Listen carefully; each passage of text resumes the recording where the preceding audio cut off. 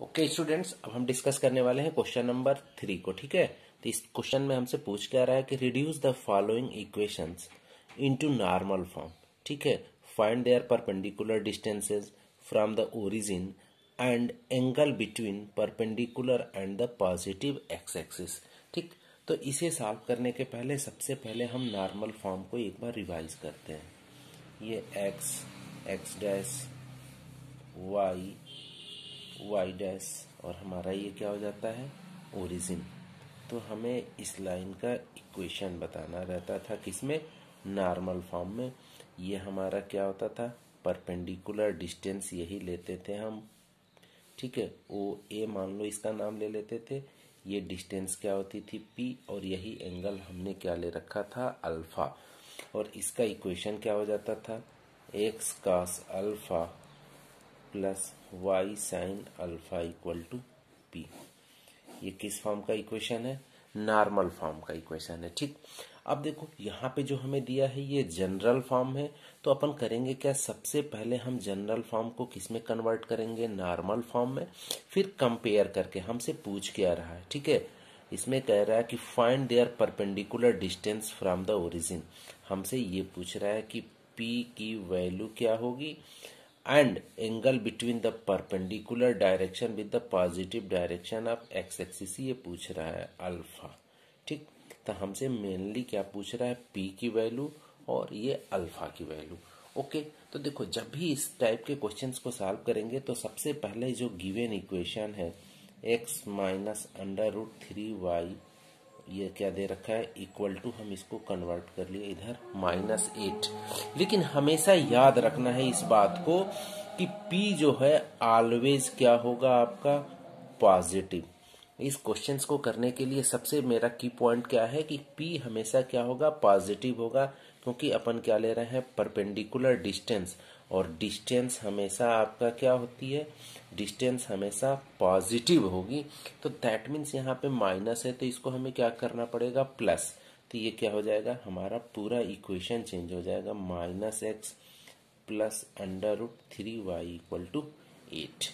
ठीक, तो ये देखो हमारा ये किस फॉर्म का बन जाता है, ये देखो x cos alpha plus y sine alpha equal to p. लेकिन इस टाइप के क्वेश्चंस में जब भी हमको सॉल्व करना रहता है, ठीक है, तो इसमें कन्वर्जन किया जाता है। करते क्या है, इसको किसमें, नॉर्मल फॉर्म में चेंज करने के लिए करते क्या है, इसमें अंडर रूट ए स्क्वायर प्लस बी स्क्वायर से क्या करेंगे, LHS और RHS को क्या कर देते हैं, डिवाइड कर देते हैं। ठीक, और यहाँ पे a और b क्या होता है, इसको किससे कंपेयर करोगे, इसको कंपेयर किया जाता है ax plus B Y plus c equal to 0 से। ओके, तो यहाँ पे देखो अगर इसको हम कंपेयर कर लें तो a इक्वल टू क्या हो जाएगा, -1 और b इक्वल टू क्या हो जाएगा आपका अंडर रूट 3।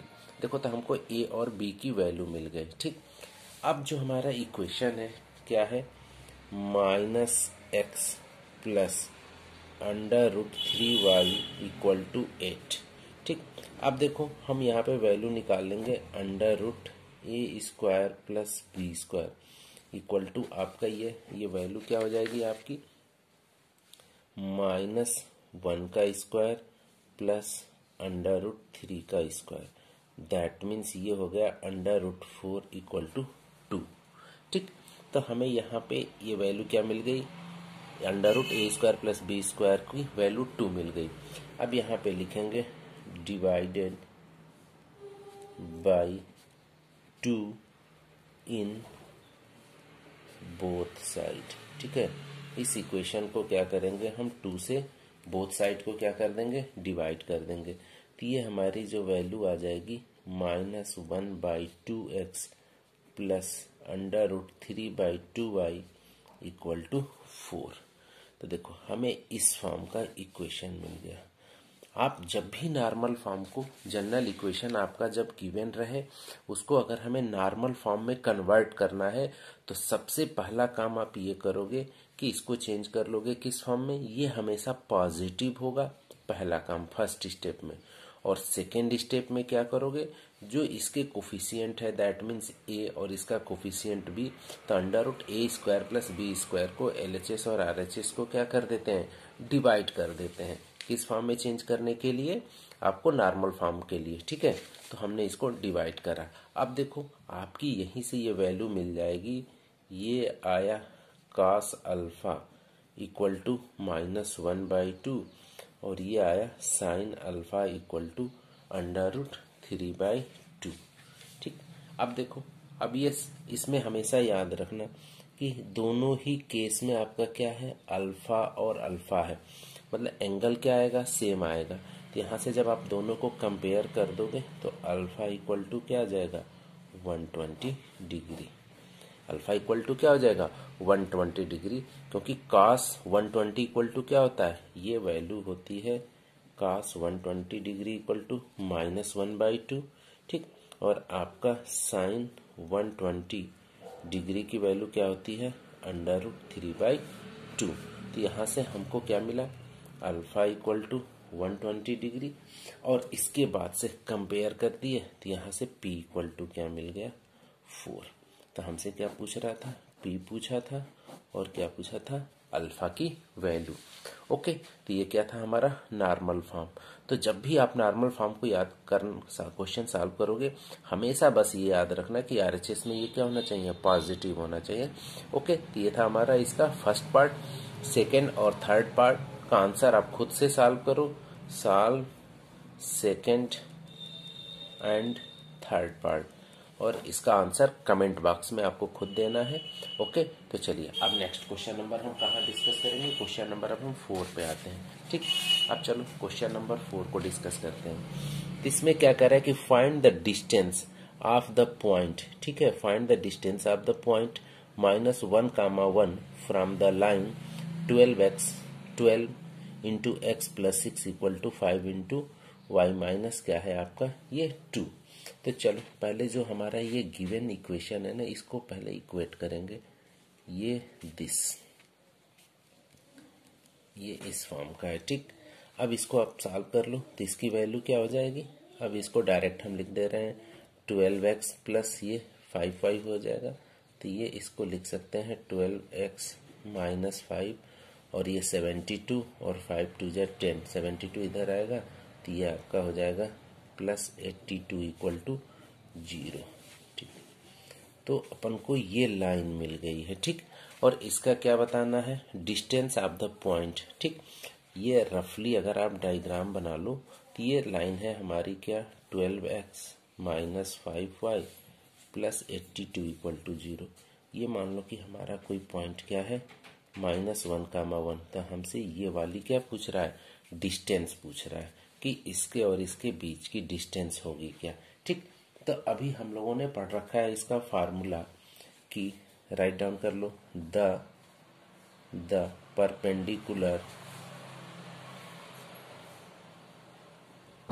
परपेंडिकुलर डिस्टेंस, ठीक है, the perpendicular distance from x1, y1 to the line ax plus by plus c equal to 0 is क्या हो जाता है आपका फार्मूला, ये हो जाता है ax1 plus by1 plus c upon under root, ये होता है आपका a² प्लस b², ठीक। अब चलो इसी फार्मूले को अपन करेंगे क्या, यूज कर लेंगे, ठीक। तो यहाँ पे देखो और ये आपका क्या हो जाता है, ठीक। अब इस फार्मूले को आप यूज करोगे तो ये क्या हो जाएगा आपका फॉर्म, किस फॉर्म का, ये मॉड के फॉर्म में ले लेते हैं। देखो तो ये आपकी वैल्यू क्या हो जाएगी आपकी, देखो यहाँ पे ये है आपका x1, ये है आपका क्या y1, ठीक। चलो तो अब देखो ये ax1 plus by1 plus c के फॉर्म का है, तो ये वैल्यू पुट करते चले जाओ। देखो ax1, a की वैल्यू क्या है -1, ठीक है, तो यहाँ पे कन्वर्ट कर दो, ठीक।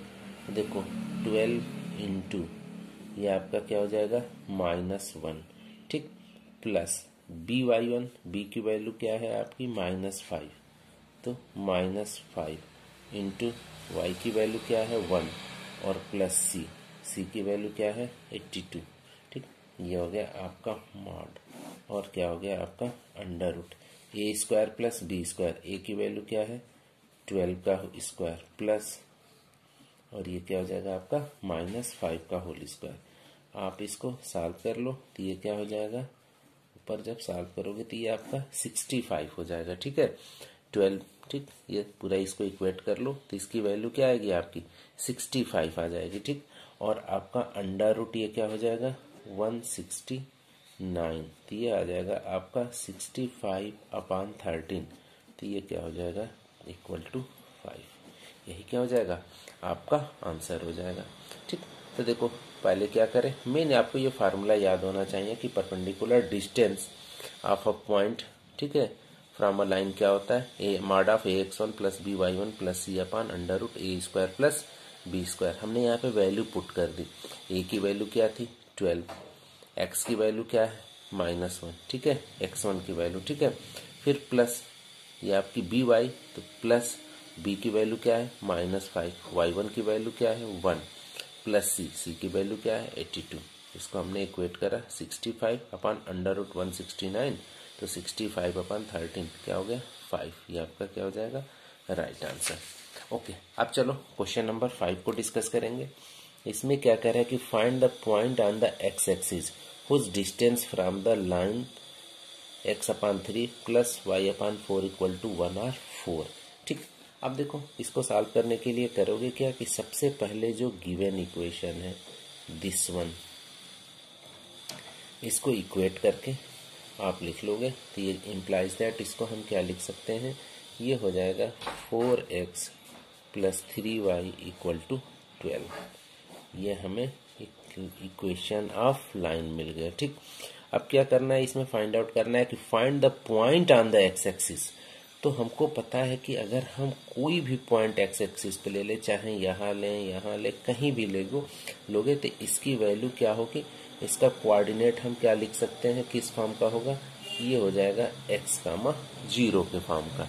ठीक, अगर इधर लोगे तो -x,0 के फॉर्म का हो जाएगा। ठीक, तो हम करेंगे क्या कि इस एक्स एक्सिस पे एक पॉइंट कंसीडर कर लेंगे। ठीक है, तो लिख लो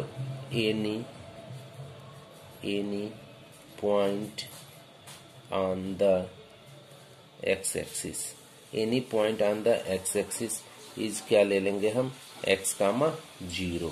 ठीक, अब फिर वही जो फार्मूला अभी यहाँ पे हमने यूज करा है। ठीक, तो ये क्या होता है formula, mod of ax1 plus by1 plus c upon under root A square plus B square. अब यहाँ पे लिख लो perpendicular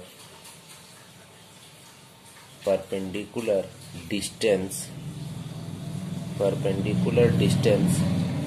from x,0 to the given line. ठीक है, अब x,0 यहाँ पे ये x1 हो जाएगा और ये वैल्यू आपकी क्या हो जाएगी y1। तो हमारा फार्मूला क्या होता है, mod of ax1 plus by1 plus c upon under root A square plus B square. अब यहाँ पे देखो y कोऑर्डिनेट क्या है 0, दैट मीन्स इसकी वैल्यू क्या हो जाएगी 0। अब आप इसको सॉल्व कर लो तो मॉड ऑफ ax1, ए की वैल्यू क्या है आपकी 4 और x1 की वैल्यू क्या है आपकी x, ऑलरेडी क्या है यहाँ पे x, तो ये ले लोगे 4x और ये आपका क्या हो जाएगा, इसकी वैल्यू क्या है आपकी, जब इसको इस फॉर्म में लिखोगे, हमेशा जो जनरल इक्वेशन ये लेते हैं इस फॉर्म का, क्या है ax plus B Y plus C के फॉर्म का। तो जब हम ax plus B Y plus C के फॉर्म का करोगे तो ये इधर आएगा तो इसकी वैल्यू क्या हो जाएगी LHS में निगेटिव हो जाएगी, that means -12 upon under root. ठीक, अंडर रूट आपका क्या हो जाएगा 4 का स्क्वायर और प्लस 3 का, ए और बी की वैल्यू दे रखी है। ठीक, तो इक्वल टू, ठीक, इक्वल टू इसकी वैल्यू क्या दे रखी है आपकी, ठीक, is 4 unit. Distance between this क्या है आपका ये 4, तो इम्प्लाइज दैट यहाँ पे वैल्यू क्या हो जाएगी, mod of 4x minus 12 equal to. ठीक, ये आप जब इसको सॉल्व करोगे तो क्या आ जाएगा, ये अंडर रूट लिख लो एक स्टेप, ये 25 और ये 4। तो यहाँ से इक्वेशन आपका आ जाएगा mod of 4x minus 12 equal to 20। ठीक, अब इसी इक्वेशन को हम सॉल्व कर लेंगे। तो यहाँ पे एक बार हम करेंगे क्या, ऐसे पॉजिटिव वैल्यू ले लेंगे। तो जब पॉजिटिव लोगे तो 4x माइनस 12 इक्वल टू 20। तो यहाँ से 4x इक्वल टू आपका 32, तो x इक्वल टू ये हो जाएगा 8। x की वैल्यू क्या आ जाएगी 8। और एक बार नेक्स्ट टाइम आप क्या वैल्यू ले लोगे, निगेटिव वैल्यू। तो ये आ जाएगा आपका 4x minus 12 equal to sign क्या हो जाएगा -20 का। अब देखो आपने इसको -20 करा तो ये आपका 4x इक्वल टू क्या हो जाएगा -8। ठीक है, तो यहाँ से x इक्वल टू -2। ठीक, तो यहाँ पे क्या पूछ रहा था, find the points. Find the points, आपके पॉइंट्स क्या हो जाएंगे, एक तो पॉइंट होगा आपका 8,0 और अनदर पॉइंट क्या हो जाएगा -2,0। देखो हमने यही एज्यूम करा था ना, एक्स आपका निगेटिव इधर भी हो सकता है और इधर भी। तो यहाँ पे देखो x,0 लिया और यहाँ पे क्या लिया था -x,0। तो ये देखो ये आपको ये किसको रिप्रेजेंट करेगा, ऐसे अगर हम ले लेंगे तो एक पॉइंट आपका ये 8,0, तो ये हो जाएगा -2,0। यही क्वेश्चन था ना कि find the point on the x axis. Okay students, अब क्वेश्चन नंबर 6 को डिस्कस करेंगे। तो इसमें हमसे पूछ क्या रहा है कि find the distance between the parallel lines. Okay, चलो पहले इसका हम फार्मूला रिवाइज करेंगे। अभी हम लोगों ने पढ़ा था कि distance between two parallel line. ठीक, अगर इस लाइन का equation suppose ax plus by plus c1 equal to 0 और ax plus by plus c2 equal to 0 हो। Two lines ax plus by plus c1, ax plus by plus c2 equal to क्या है 0। एक concept यहाँ पे आप ध्यान रखो, वेरी इंपॉर्टेंट कंसेप्ट। ठीक है, हमेशा इसको ध्यान रखना है कि जब दो लाइन पैरेलल होंगी, ये ax प्लस by ये सेम होगा, ये क्या होगा आपका सेम होगा। सिर्फ और सिर्फ पैरेलल लाइन में क्या चेंज होता है आपका कांस्टेंट। ठीक, अगर दो लाइन पैरेलल होंगी तो इसके ax प्लस by हमेशा सेम होगा, सिर्फ चेंज क्या होगा c1 और c2। देखो इस केस में भी दे रखा है ना distance between two parallel line. आप जब इसको मल्टीप्लाई करोगे तो lx प्लस ly, यहाँ पे भी क्या है lx plus ly plus p और माइनस r, सिर्फ चेंज क्या हो रहा है कांस्टेंट वैल्यू। तो आप जब भी दो लाइन का इक्वेशन देखो तो आप देख के इजिली पहचान सकते हो कि लाइन क्या है, एक दूसरे के पैरेलल है।